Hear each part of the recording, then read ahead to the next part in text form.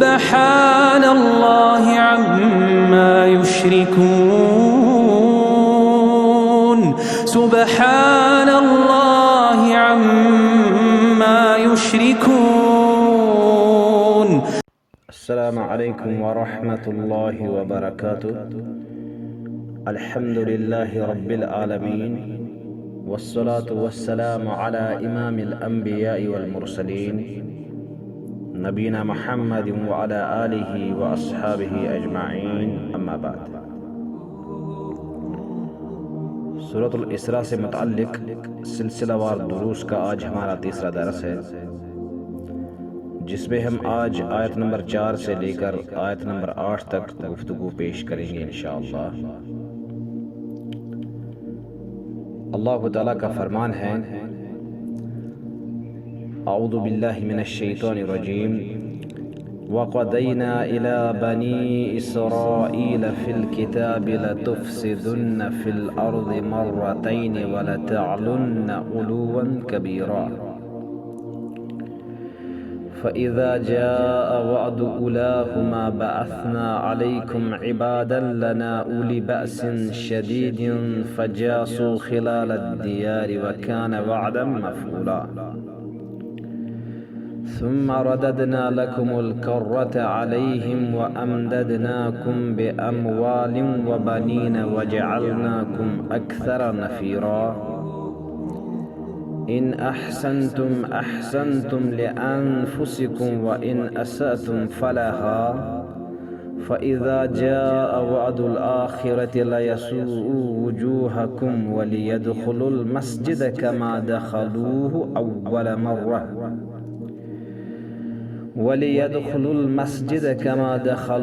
أَوَّلَ مَرَّةٍ وَلِيُتَبِّرُوا مَا عَلَوْا تَتْبِيرًا.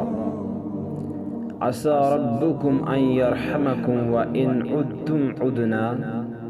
وَجَعَلْنَا جَهَنَّمَ لِلْكَافِرِينَ حَصِيرًا. ان آیات کا ترجمہ یوں ہے: اور ہم نے کتاب میں بنی اسرائیل کو اپنا فیصلہ سنا دیا تھا کہ تم لوگ زمین میں 2 بار فساد پھیلاؤ گے اور سرکشی میں بہت دور چلے جاؤ گے. بس جب دونوں میں سے پہلے وعدے کا وقت آ گیا تو ہم نے تمہارے مقابلے میں ایسے بندوں کو بھیجا جو بڑے لڑاکے تھے، پھر وہ تمہارے گھروں میں آ کر گھس گئے، اور یہ ایک ایسا وعدہ تھا جو پورا ہونا ہی تھا. اس کے بعد ہم نے تمہیں ان پر غالب ہونے کی باری لوٹا دی اور مال و اولاد کی فراوانی دے کر تمہاری مدد کی اور تمہیں بڑے جتھے والا بنا دیا. اگر تم اچھا کام کرو گے تو اپنے لیے کرو گے، اور اگر برا کرو گے تو وہ بھی اپنے ہی لیے. بس جب تمہاری دوسری سرکشی کا وقت آ گیا تو ہم نے دوسرے بندوں کو بھیجا تاکہ وہ تمہیں ایسی سزا دیں کہ تمہارے چہروں کو بگاڑ دیں، اور جس طرح وہ پہلی بار مسجد اقصی میں داخل ہو گئے تھے دوبارہ اس میں داخل ہو جائے، اور ہر اس چیز کو برباد کر دیں جس پر وہ قابو پائے. امید ہے تمہارا رب تم پر رحم کر دے، لیکن اگر تم پھر سرکشی کی طرف لوٹو گے تو ہم دوبارہ ایسا کریں گے، اور ہم نے جہنم کو کافروں کے قید خانے کی جگہ بنا رکھا ہے. معزز سامعین کرام، ترجمہ کے بعد اب تھوڑی بہت تفصیل بھی ان آیات کے متعلق ہم جاننے کی کوشش کریں گے. انسان کی چاہے انفرادی زندگی پر نظر ڈالے یا اجتماعی زندگی پر، ہر حال میں انسان اس دنیا میں آزمائش سے گزر بسر کر رہا ہے. اسی طرح ان آزمائشوں میں سے ایک بڑی آزمائش وہ ہے کہ جب بنی آدم کے پاس اللہ تعالیٰ کی طرف سے پیغام شریعت پہنچتا ہے اور اس کا تناقض انسان کے عقائد، ماحول، زمانے کے مطالبے، نفسانی خواہشات وغیرہ سے ہو جاتا ہے. آزمائشوں سے بھری اس دنیا میں ہمیشہ سے یہی ہوا ہے کہ جب لوگوں نے اللہ تعالیٰ کے بھیجے ہوئے پیغمبروں کی قدر شناسی کی اور ان کی اطاعت گزاری کی تو ان کو دنیا میں شادمانی اور غلبہ حاصل ہوا، اگرچہ اس سے پہلے ان کا شمار گئے گزرے کمزور اور مظلوم اقوام میں سے ہوتا تھا۔ لیکن اس کے برعکس جن اقوام نے پیغمبروں کی تکذیب کی، ان کی قدر نہیں جانی، ان کے احکامات کو ٹھکرایا، ان کی شریعتوں میں ہیرا پھیری کی، تو ان کو اس دنیا میں ہی تباہی کا اس طرح سامنا کرنا پڑا کہ وہ دوسروں کے لیے نمونے بن کر رہ گئے۔ لہٰذا اس طرح سے دنیا میں بھی اطاعت گزاری اور نافرمانی کے اثرات عروج و زوال کی صورت میں انسانی اقوام کو درپیش آتے ہیں، جس کے بارے میں قرآن و سنت کے علاوہ انسانی تاریخ بھی گواہی فراہم کرتی ہے۔ اب آئیے ان آیات سے حاصل شدہ چند فوائد کو جان لیتے ہیں۔ پہلی بات یہ کہ کسی واقعہ کے وقوع پذیر ہونے سے قبل اس میں اللہ تعالیٰ کی طرف سے فیصلہ اور مشیت مقرر ہوتی ہے، جیسے کہ اللہ تعالیٰ نے پہلے ہی بنی اسرائیل کے بارے میں فیصلہ صادر کیا تھا کہ تم زمین میں 2 مرتبہ فساد برپا کرو گے اور زیادتیاں کرو گے،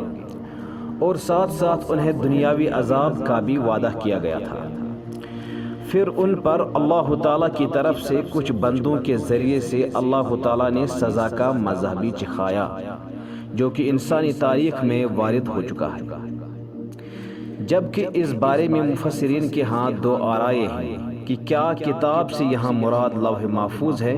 یا تورات، جبکہ اکثر کی رائے یہی ہے کہ اس سے مراد تورات ہے، اور یہی راجہ بھی معلوم ہوتا ہے۔ البتہ لوح محفوظ میں اس خبر کا پہلے ہی درج ہونا بھی ہمارے ایمان کا حصہ ہے، کیونکہ اس میں ہر ایک چیز کا ذکر موجود ہے۔ دوسری بات، بنی اسرائیل کی وہ تاریخ جو قرآن و سنت سے ثابت ہے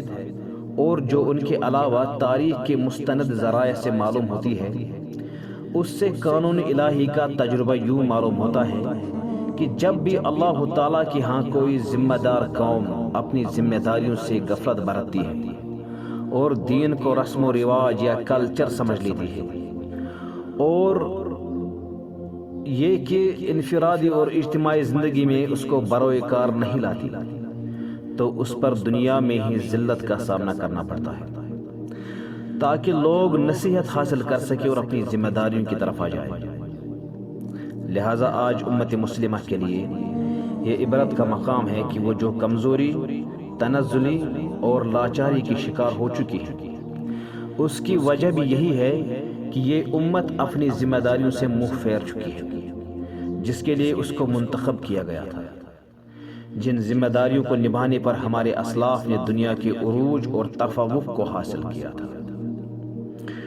تیسری بات یہ ہے، بنی اسرائیل نے جب اس مقصد کو بلا دیا جس کے لیے انہیں اللہ تعالیٰ نے منتخب کیا تھا، اور لوگوں کی ہدایت اور امامت کا منصب عطا کرنے کا فیصلہ کیا تھا، اور اس کے ساتھ ساتھ انہوں نے ان ساری برائیوں کو گلے لگایا جو کافر اقوام کے اندر موجود ہوتی ہیں، جیسے شرک کرنا، بت پرستی کرنا، لوگوں پر ظلم کرنا، بے حیائی اور بے غیرتی کا مظاہرہ کرنا وغیرہ،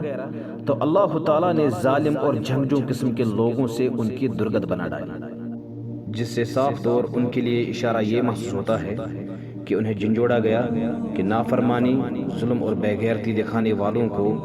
از خود ظلم و زیادتی اور دیگر مصائب کا شکار ہونا پڑتا ہے، اگرچہ آخرت کی سزا باقی رہنے والی ہو۔ تاریخ لکھنے والے لکھتے ہیں کہ 6 صدی قبل مسیح میں بابل کے حکمران بخت نصر کے ذریعے ان کو برباد ہونا پڑا، جس نے یروشلم کی اینٹ سے اینٹ بجا دی اور ہیکل سلیمانی کو زمین بوس کر دیا، اور بنی اسرائیل کو غلام بنا کر بابل لے گیا،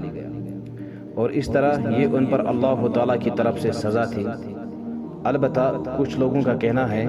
کہ ان کو پہلی سزا جالوت کے ذریعے سے نصیب ہوئی، واللہ عالم۔ اس کے علاوہ بنی اسرائیل کی سرکشی کا یہ بھی ایک نمونہ ثابت ہوتا ہے کہ انہوں نے اپنے ہی محسنوں کو اذیتیں پہنچائی اور انہیں قتل کر ڈالا، خاص کر کے اللہ تعالیٰ کے بھیجے ہوئے رسولوں کو۔ لہٰذا ان کی ذلت و رسوائی کا سلسلہ اس کے بعد بھی جاری رہا کہ ان کو رومیوں کے ہاتھوں بھی عذاب کا مزہ چکھنا پڑا۔ چوتھی بات یہ کہ انسان جو کچھ بھی عمل کرتا ہے وہ اپنے ہی انجام کے لیے کرتا ہے، چاہے کہ اس کو اس کا انجام دنیا کی زندگی میں مختصر مقدار میں حاصل ہو جائے یا آخرت میں ہمیشہ ہمیشہ کے لیے اس کو اپنے اعمال کا پھل مل جائے۔ پانچویں بات یہ کہ کسی قوم کی فضیلت اس پر مبنی نہیں ہوتی ہے کہ وہ کسی خاص نبی کی امت یا اس کا وجود کسی خاص زمانے میں رہا ہو یا اس کی نسبت کسی فرد، بستی یا مکان کے لیے ہو، بلکہ قوموں کی فضیلت اللہ تعالیٰ کے احکام و قوانین کو لاگو کرنے سے حاصل ہوتی ہے، جو احکام و قوانین انفرادی، عائلی، معاشرتی و سماجی ہر اعتبار سے بروئے کار لائے گئے، جیسے کہ اس اصول کی طرف رہنمائی اللہ تعالیٰ کے اس فرمان سے بھی ہوتی ہے۔ اللہ کا فرمان ہے لَيْسَ بِأَمَانِيِّكُمْ وَلَا أَمَانِيِّ أَهْلِ الْكِتَابِ مَنْ يَعْمَلْ سُوءًا يُجْزَ بِهِ وَلَا يَجِدْ لَهُ مِنْ دُونِ اللَّهِ وَلِيًّا وَلَا نَصِيرًا۔ سورۃ النساء آیت نمبر 123۔ یعنی نہ تمہاری آرزوؤں سے کچھ ہونے والا ہے اور نہ اہل کتاب کی، جو کوئی برائی کرے گا تو اس کو اس کا بدلہ دیا جائے گا، اور وہ اپنے لیے اللہ کے مقابل نہ کوئی کارساز اور نہ مددگار پائے گا۔ اس تشریح اور ان فوائد سے ہمیں بطور امت مسلمہ یہ سمجھ لینا چاہیے کہ اگر آج کے دور میں ہمیں خلفشار،